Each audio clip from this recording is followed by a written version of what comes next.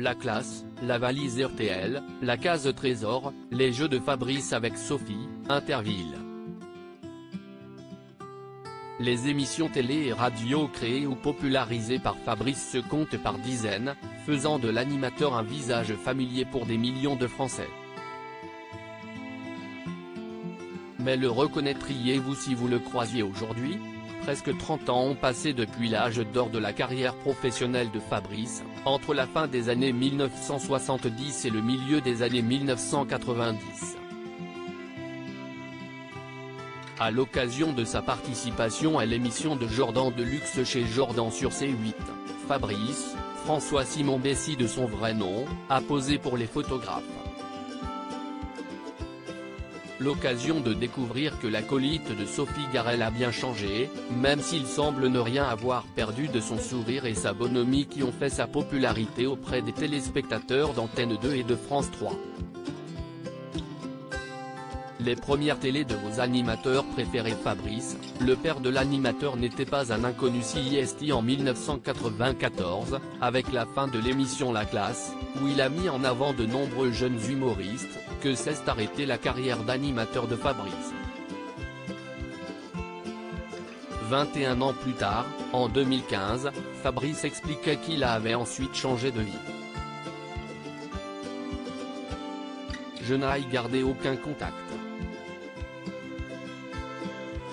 De toute façon, même à l'époque, je ne fréquentais pas beaucoup les gens du métier, je travaillais trop pour en avoir le temps, détaillait-il alors à nos confrères de Télé Loisirs, avant d'expliquer qu'il vivait désormais en Suisse. Je ne voulais pas rester à Paris et être renvoyé chaque jour à ma vie professionnelle passée. J'avais des copains en Suisse qui m'ont aidé à m'installer. J'ai un appartement avec une grande terrasse, face au lac Léman, il y a un côté balnéaire, on a toujours l'impression d'être en vacances. La carrière d'animateur télé et radio de Fabrice n'est pas tout à fait un hasard. François-Simon Bessy est en effet le fils de deux comédiens célèbres à leur époque. Son père, René Simon, a démarré à la Comédie Française, avant de lancer sa propre école pour comédiens en 1925. Une école restée célèbre, puisqu'il s'agit du fameux cours Simon. Sa mère, Simone Simon, a quant à elle tourné dans 40 films entre les années 1930 et les années 1970, donc 5 longs métrages de Marc Allégret et La Bête humaine de Jean Renoir. Crédit photo, Cédric Perrin.